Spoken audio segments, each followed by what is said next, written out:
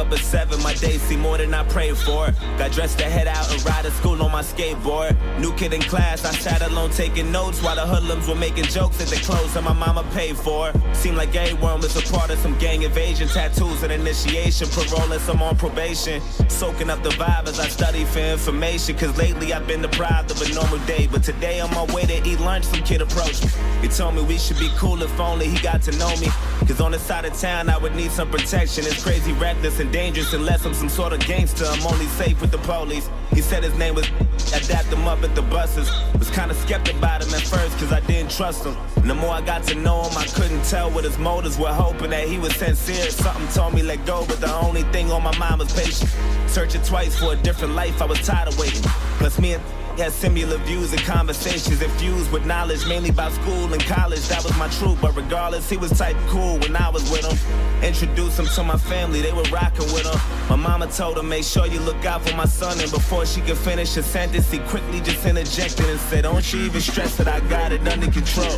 It's been 2 months since we met, it seems like we've gotten close. Some cat approached me and tried to beef with me, I just froze. And I see pounding and stomping, homie, rid out his clothes.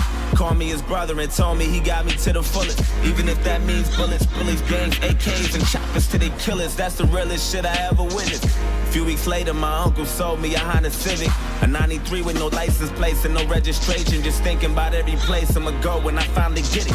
And then he asked me for a ride around the block, some distance from where I was parking. Instantly, I knew that spot was sketchy. My mama would kill me. My intuition told me not to. I knew it was wild, and plus I knew I had no business or place on that side of town.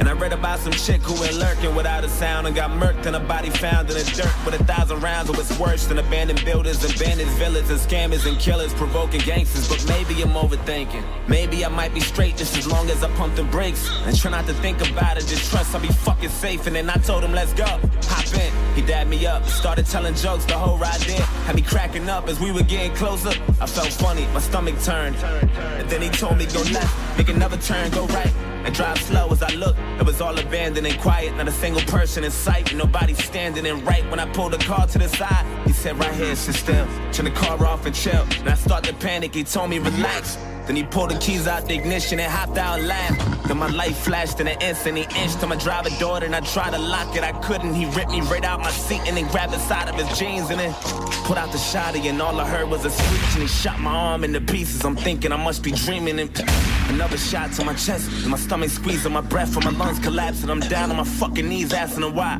He looked at me. I looked him dead in the eyes and he smashed my face with the barrel. Knocked all my teeth to the sky. And I heard a sound of the shot. He cocked back. He pressed the heart against my head and blew my fucking top back. Boom.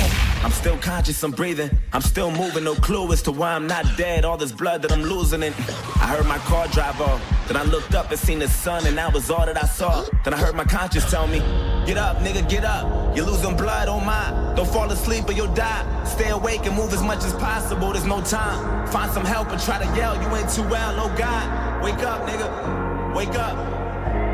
Wake up, nigga.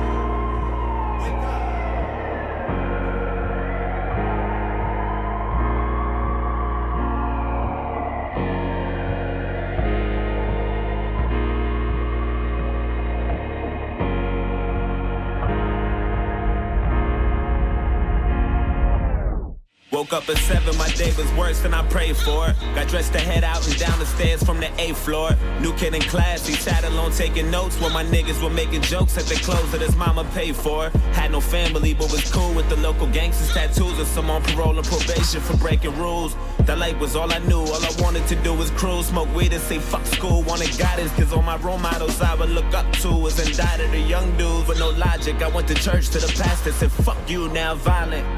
And this gang that always looked out for me, vouched for me and adopted me, said they wanted to rock with me and I wanted to get down. Guess there was something missing, everything comes with a price. But there's only one condition, all you gotta do for initiation is kill an innocent victim and leave them there with no witnesses or no snitches. If you do that, you be down with the clique. And that's for life, so don't you ever think you're getting out of this shit. I thought about it. Soaking up the vibe as I study for information, trying to choose my victim, plotting the weakest prey. But today on my way to eat lunch, I approached him and told him we should be cool if only I got to know him. Cause on his side of town, he would need some protection. It's crazy, reckless, and phony, unless he's some sort of gangster. He only safe with the police. He said his name was, I dapped him up at the buses. Was kinda skeptic about me at first cause he didn't trust me.